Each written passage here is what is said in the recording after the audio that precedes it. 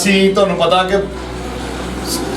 ਪਤਾ ਕਿ ਪੰਜਾਬ ਦੀ ਸਖਾਵਤ ਦੇ ਨਾਲ ਅਸੀਂ ਜੁੜੀ ਹਰ ਚੀਜ਼ ਕੈਸ਼ ਕਰੀਦੀ ਆ ਤੇ ਕੁਝ ਘੜੀਆਂ ਕੁਝ ਪਲ ਕੁਝ ਜਗ੍ਹਾ ਤੇ ਜਦੋਂ ਗੱਲਾਂ ਹੁੰਦੀਆਂ ਇੰਨੇ ਗਮਗੀਨ ਹੋ ਜਾਈਦਾ। ਯਕੀਨ ਕਰਕੇ ਜਾਣੋ ਕਿ ਇਹਨਾਂ ਦੀ ਫੀਲਿੰਗ ਸਾਨੂੰ ਇਦਾਂ ਦੱਸ ਦਿੰਦੀ ਕਿ ਜਿੱਦਾਂ ਅਸੀਂ ਹੀ ਉਦੋਂ ਤੁਰ ਕੇ ਆਏ ਸੀ। ਸਾਡੇ ਵੱਡੇ ਸਾਡੇ ਕਿੱਦਾਂ ਤੰਗ ਹੋ ਕੇ ਆਏ ਸੀ। ਅੱਜ ਫੈਸਲਾਬਾਦ ਤੋਂ ਸਮੁੰਦਰੀ ਰੋਡ ਤੇ ਇੱਕ ਰੋਸ਼ਨ ਵਾਲਾ ਪਿੰਡ ਆ। ਰੋਸ਼ਨ ਵਾਲੇ ਪਿੰਡ ਦੇ ਵਿੱਚ ਇੱਕ ਬਜ਼ੁਰਗ ਆ, ਉਹਨਾਂ ਨਾਲ ਸਾਡੀ ਮੁਲਾਕਾਤ ਹੋਈ ਜਿਹੜੇ ਕਿ ਯਾਨੀ ਕਿ ਉਧਰੋਂ ਉਸ ਟਾਈਮ ਇਹਨਾਂ ਨੇ ਵੰਡ ਹੁੰਦੀ ਵੇਖੀ, ਉੱਥੋਂ ਤੁਰ ਕੇ ਆਉਂਦੇ ਆ ਜਿਹੜੇ ਯਾਨੀ ਕਿ ਜੋ ਤਰੀਕਾਕਾਰ ਹੋਇਆ ਸਾਰਾ ਦੇਖਿਆ। ਆਪਣੇ ਅੱਖਾਂ ਨਾਲ ਮੰਜ਼ਰ ਯਕੀਨ ਕਰਕੇ ਜਾਣੋ, ਇਹਨਾਂ ਦੀਆਂ ਗੱਲਾਂ ਸੁਣ ਕੇ ਸਾਡਾ ਦਿਲ ਰੋਇਆ ਕਿ ਏਡੇ ਔਖੇ ਹੋ ਕੇ ਇੱਥੋਂ ਤੱਕ ਪਹੁੰਚੇ। ਤੇ ਅਸੀਂ ਇਹਨਾਂ ਦੇ ਨਾਲ ਚੰਦ ਗੱਲਾਂ ਸ਼ੇਅਰ ਕਰਾਂਗੇ, ਚੰਦ ਗੱਲਾਂ ਇਹਨਾਂ ਨੂੰ ਪੁੱਛਾਂਗੇ, ਕੁਛ ਇਹਨਾਂ ਨੂੰ ਦੱਸਾਂਗੇ, ਕੁਛ ਇਹਨਾਂ ਕੋਲ ਯਾਨੀ ਕਿ ਸਿੱਖਾਂਗੇ, ਕਿਉਂਕਿ ਸਿਆਣਿਆਂ ਕੋਲੋਂ ਜਿੰਨਾ ਸਿੱਖ ਲਓ ਉਹਨਾਂ ਤੁਹਾਡੇ ਵਾਸਤੇ ਫਾਇਦਾ। ਅਸੀਂ ਲੋਕ ਸਿਆਣਿਆਂ ਦੀ ਕਦਰ ਕਰਨੀ ਛੱਡ ਗਏ ਆ ਕਿ ਅੱਜ ਇਹਨਾਂ ਨਾਲ ਗੱਲਾਂ ਬਾਤਾਂ ਕਰਕੇ ਦਿਲ ਰੋਇਆ ਕਿ ਜਿਸ ਤਰ੍ਹਾਂ ਕਿ ਬਾਬਾ ਜੀ ਹੁਣ ਦੱਸਦੇ ਆ ਕਿ ਇਹ ਰਾਣਾ ਸਾਹਿਬ ਵੀ ਪੁੱਛ ਰਹੇ ਸੀਗੇ ਤੇ ਮੈਂ ਇਹਨਾਂ ਨੂੰ ਹੁਣ ਗੱਲ ਯਾਨੀ ਕਿ ਕਰਨ ਦਾ ਮੇਰਾ ਵੀ ਦਿਲ ਕੀਤਾ ਕਿ ਬਾਬਾ ਜੀ ਨਾ ਬਈਏ, ਇਹਨਾਂ ਨੂੰ ਅੱਲਾਹ ਪਾਕ ਸਲਾਮਤ ਰੱਖੇ, ਇਹਨਾਂ ਨੂੰ ਜ਼ਿੰਦਗੀ ਰੱਬ ਦੇਵੇ। ਕੁਛ ਇਹਨਾਂ ਦੀ ਤਬੀਅਤ ਨਹੀਂ ਸੀ ਠੀਕ, ਲੇਕਿਨ ਇਸ ਦੇ ਬਾਵਜੂਦ ਇਹਨਾਂ ਨੇ ਗੱਲਾਂ ਬਾਤਾਂ ਕੀਤੀਆਂ। ਤੇ ਬਾਬਾ ਜੀ ਅਸੀਂ ਤੁਹਾਨੂੰ ਇਹ ਪੁੱਛਣਾ ਚਾਹੁੰਦੇ ਆ ਕਿ ਤੁਹਾਨੂੰ ਕਿਹੜਾ ਥਾਣਾ ਲੱਗਦਾ ਸੀ ਉਧਰ ਜਦੋਂ ਇੰਡੀਆ ਦੇ ਵਿੱਚ ਸੀ? ਇਹ ਥਾਣੇ ਦਾ ਨਹੀਂ ਪਤਾ, ਲੰਬੜਦਾਰ ਉੱਥੇ ਪਿੰਡ ਦੇ ਤਾਂ ਕਿਸੇ ਦਾ ਨਾਮ ਦਾ ਪਤਾ ਹੋਵੇ?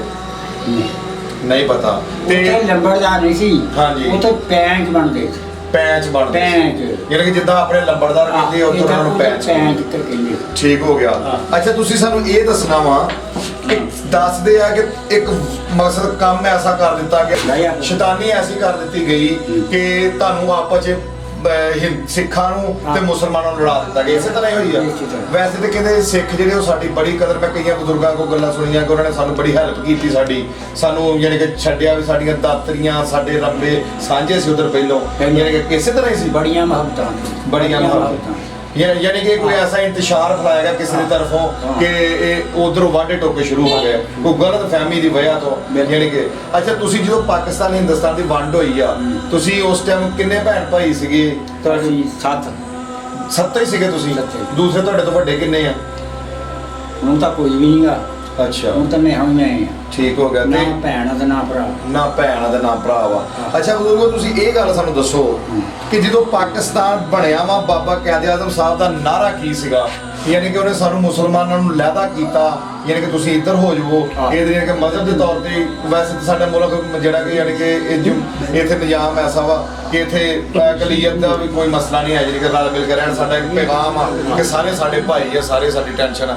ਤੇ ਉਹ ਮਕਸਦ ਇਹ ਗੱਲ ਕਰਦਾ ਤੁਹਾਡੇ ਨਾਲ ਕਿ ਤੁਸੀਂ ਸਾਨੂੰ ਇਹ ਗੱਲ ਦੱਸਣੀ ਆ ਕਿ ਜਦੋਂ ਤੁਹਾਨੂੰ ਗੱਲਾਂ ਯਾਦ ਆਉਂਦੀਆਂ ਵਾ, ਜਦੋਂ ਤੁਸੀਂ ਉਹ ਰਹਿਤ ਬੈਤ ਉਹ ਨਿਜ਼ਾਮ ਕੀ ਫੀਲਿੰਗ ਹੁੰਦੀ ਹੈ ਤੁਹਾਡੀ? ਉਹ ਜਿਹੜੇ ਸ਼ਾਂਤਾਂ ਉਹੀ ਵੇਲਾ ਯਾਦ ਆ ਜਾਂਦਾ। ਇੰਨੀਆਂ ਮੁਸੀਬਤਾਂ ਚੱਲ ਕੇ ਹੁਣ ਆਹ ਦੇਖੀਏ, ਸਾਨੂੰ ਦੇਖ ਹੱਸਦੇ ਆ ਸਾਡੇ ਵੱਲ, ਕਮੀ ਕਹਿੰਦੇ ਆ ਜਿਹੜੇ ਅੱਗੇ ਸਿੱਧੇ ਆ ਉਹ ਤੁਹਾਨੂੰ ਕਮੀ ਸਾਦੇ ਆ। ਸਹੀ ਹੋ ਗਿਆ, ਕਮੀ ਤਾਂ ਆਪੇ ਹੀ ਹੋ ਗਏ ਆ ਜਦੋਂ ਸਾਨੂੰ ਆਣ ਕੇ ਇੱਧਰ ਮਿਹਨਤ ਕਰਨੀ ਪਈ ਹੈ ਕੰਮ। ਹਾਂਜੀ ਬਿਲਕੁਲ ਠੀਕ ਹੋ ਗਿਆ। ਅੱਛਾ ਜਦੋਂ ਤੁਸੀਂ ਆਏ ਸੀ ਉਦੋਂ ਦੇ ਵਿੱਚ ਤੇ ਹੁਣ ਦੇ ਵਿੱਚ ਤੁਸੀਂ ਕੀ ਫਰਕ ਦੇਖਦੇ ਹੋ? ਉਦੋਂ ਲੋਕਾਂ ਦੇ ਆਪਸ ਮਿਲਣ 'ਚ ਤੇ ਹੁਣ ਦੇ ਵਿੱਚ ਕੋਈ ਫਰਕ ਵਾ? ਬਹੁਤ ਸਾਰਾ। ਕੀ ਉਹ ਦੀ ਇੱਕ ਦੂਜੇ ਸੀ ਇੱਥੇ ਨਹੀਂ ਸੀ। ਅੱਛਾ ਜੀ। ਹੁਣ ਜਿਹੜਾ ਦਿਨ ਆਉਂਦਾ ਉਹ ਚੱਕੀ ਗਈ, ਯਾਨੀ ਕਿ ਇੱਕ ਦੂਜੇ ਦੀ ਦੀਦ ਨਹੀਂ ਰਹਿ ਗਈ। ਨਹੀਂ ਹੁਣ ਕਿਸੇ 'ਚ ਨਹੀਂ ਰਹੀ, ਨਾ ਭੈਣਾਂ 'ਚ ਨਾ ਭਰਾਵਾਂ 'ਚ ਨਾ ਚਾਚੀਆਂ 'ਚ ਨਾ ਤਾਇਆਂ 'ਚ। ਠੀਕ ਹੋ ਗਿਆ। ਆਪੋ ਆਪਣੀ ਰਹੀ, ਆਪੋ ਆਪਣੀ। ਅੱਛਾ ਤੁਸੀਂ ਇਹ ਦੱਸਣਾ ਵਾ ਕਿ ਜਦੋਂ ਤੁਸੀਂ ਉਧਰੋਂ ਆਏ ਹੋ ਤੇ ਤੁਸੀਂ ਕਿੱਡੇ ਕੁ ਸੀ ਉਦੋਂ? ਤਕਰੀਬਨ ਲਗਭਗ ਕਿੰਨੀ ਕੁ ਉਮਰ ਹੋਏਗੀ ਤੁਹਾਡੀ? 11 ਸਾਲ। 11 ਸਾਲ ਤੁਸੀਂ ਦੇਖਦੇ ਸੀਗੇ ਕਿੱਦਾਂ ਤੁਸੀਂ ਇੱਥੇ ਪਹੁੰਚੇ? ਤੁਹਾਨੂੰ ਯਾਦ ਆ? ਤੇ ਉਦੋਂ ਕਾਹਦੇ ਤੇ ਤੁਸੀਂ ਯਾਨੀ ਕਿ ਘੋੜਿਆਂ ਤੇ ਆਏ ਆ? ਘੋੜਿਆਂ। ਠੀਕ ਹੋ ਗਿਆ। ਤੇ ਰਾਹ ਦੇ ਵਿੱਚ ਯਾਨੀ ਕਿ ਜਦੋਂ ਤੁਸੀਂ ਰੁਕਦੇ ਸੀ ਉੱਥੇ ਖਾਣ ਪੀਣ ਦਾ ਕੀ ਇੰਤਜ਼ਾਮ ਸੀਗਾ? ਛੋਲੇ ਸਾਡੇ ਕੋਲ ਸੀਗੇ ਭੁੱਜੇ ਹੋਏ। ਅੱਛਾ ਜੀ। 10-15 ਸੀਗੇ। ਹਾਂਜੀ। ਉਹ ਚੱਬਲੇ ਨੇ ਇਹਨਾਂ ਨੇ। ਅੱਛਾ। ਤੁਸੀਂ ਪਾਣੀ ਪੀ ਲੈਣਾ। ਅੱਛਾ। ਤੇ ਸਬਜ਼ੀ ਆਉਣੀ ਰਾਹ ਦਾ ਉਹ ਚੱਬ ਖਾ ਲੈਣੀ, ਕਮਾ ਚੂਬ ਲੈਣਾ। ਠੀਕ ਹੋ ਗਿਆ। ਐਵੇਂ ਗੁਜ਼ਾਰਾ ਕਰਕੇ ਹੀ ਉੱਪਰ ਗਏ। ਉੱਪਰ ਗਿਆ ਤੁਸੀਂ ਡਾਇਰੈਕਟ ਇੱਥੇ ਰੋਸ਼ਨ ਵਾਲੇ ਆਣ ਕੇ ਬੈਠੇ ਹੋ? ਠੀਕ ਹੋ ਗਿਆ। ਹੁਣ ਤੁਸੀਂ ਇਹ ਦੱਸੋ ਕਿ ਜਦੋਂ 14 ਅਗਸਤ ਆਉਂਦੀ ਆ, ਕਿਉਂਕਿ ਉਹ ਦਿਨ ਆਜ਼ਾਦੀ ਦਾ ਵਾ, ਆਜ਼ਾਦੀ ਦਾ, ਉਸ ਦਿਨ ਤੇ ਸਾਨੂੰ ਕੀ ਕਰਨਾ ਚਾਹੀਦਾ ਵਾ? ਜੋ ਅਸੀਂ ਕਰ ਰਹੇ ਆ ਠੀਕ ਆ? ਜਿਹੜਾ ਅਕਸਰ ਸ਼ੋਰ ਸ਼ਰਾਬਾ ਇਹ ਉਹ ਕਿਆ ਇਹ ਠੀਕ ਆ? ਨਹੀਂ ਠੀਕ। ਉਸ ਦਿਨ ਵਿੱਚ ਜਦੋਂ ਇਹ ਕੰਮ ਹੁੰਦਾ ਤੁਹਾਡੇ ਦਿਲ ਤੇ ਕੋਈ ਤੁਹਾਨੂੰ ਮਕਸਦ ਦੁੱਖ ਲੱਗਦਾ ਵਾ? ਦੁੱਖ ਲੱਗਦਾ। ਕਿਉਂ? ਇਹ ਚਾਹੀਦਾ ਨਹੀਂ। ਜਿਨ੍ਹਾਂ ਨੇ ਕੁਰਬਾਨੀ ਦਿੱਤੀ ਪਤਾ ਉਹਨਾਂ ਨੂੰ ਨਾ ਪਤਾ ਉਹਨਾਂ ਨੂੰ ਆ, ਜਿਹਨਾਂ ਨੂੰ ਕੀ ਪਤਾ ਪਤਾ ਉਹਨਾਂ ਨੂੰ ਜਿਹੜੇ ਕੁਰਬਾਨ ਹੋਏ ਅਖਰਾਜ ਮਰੇ ਆ ਇਹ ਖੁਸ਼ੀਆਂ ਮਨਾਉਂਦੇ ਆ